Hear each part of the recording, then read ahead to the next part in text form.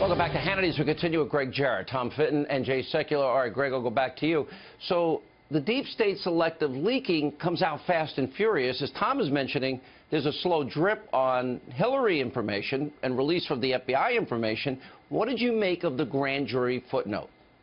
Well, look, there's such a double standard here, and every time Hillary Clinton or Democrats do something wrong, the media sort of yawns and then proceeds to ignore it. But if Donald Trump so much as hiccups, they go apoplectic and crazy over it. And the Uranium One deal, as you pointed out in your monologue, is a perfect example of that. I mean, my goodness, it is a crime, a felony, to use your public office to confer a benefit on a foreign government in exchange for money. It's called fraud and bribery. It's an emoluments clause violation, public corruption. It's also arguably racketeering to use a business as a receptacle for illegal money. I mean, all of those are crimes. And, it's about time that the Justice Department now reopen the Hillary Clinton investigation, not just into her emails, but into a pay-to-play, as you described it in your monologue. Tom, is there anything else you could share that you've gotten from the Freedom of Information Act request that Judicial Watch has made? Well, we just had another batch of documents, to Greg's point, that came out earlier this week of Huma Abedin emails that show the Clinton Foundation was actually talking to the State Department about ambassadorships, trying to push donors' interests with the State Department. Again, Doug Bann of the Clinton Foundation through Huma Abedin. Another email shows that Huma Abedin sent classified information to herself on her Clinton email server account.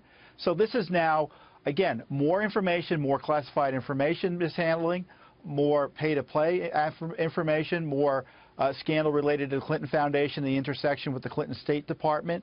All of this, to me, screams of a need for the president, as president, to tell his Justice Department to take a look at how the Clinton investigations were handled or mishandled and see if they need to be reinvigorated or restarted again, given all this new information and as this FBI mishandling of the investigations where they're giving everyone immunity, looking the other way when documents and records are destroyed, and make sure that that was done on the up and up, and if necessary, restart it again. Hang on. Jay, I agree with Greg. We got to reopen these cases. That's pay-to-play. That's bribery. This is obstruction of justice. This was to prevent congressional oversight with the mom-and-pop shop bathroom closet and the deletion of emails and this new information. What does it take to get an investigation into multiple serious felonies if your last name is in Trump or Hannity or SEKULOW? Well, I mean, here's the thing. I think you got a situation, you're going to look at it right now. I mean, I think this is the reality. I mean, we left off, of course, the famous tarmac discussion between the former president of the United States, Bill Clinton, and then the then current Attorney General of the United States, Loretta Lynch. And that's all going on simultaneously when the Secretary was about to be interviewed by the FBI. But here's the commonality. Who was the director of the FBI when all of this was going on? James Comey, who we now know is the leaker-in-chief in all of this. So James Comey is the commonality that was there in all of this. He's the leaker-in-chief, and he's the one who brags about that he leaked information that included conversations he had with the President of the United States to get what? Absolutely. A special counsel, which he got. And then ask yourself, how is that okay? And the answer is it's not.